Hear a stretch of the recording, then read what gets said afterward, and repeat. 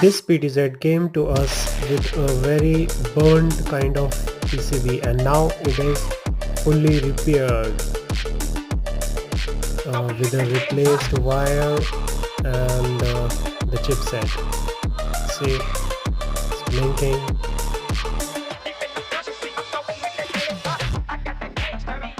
The video is working fine. Let's zoom in.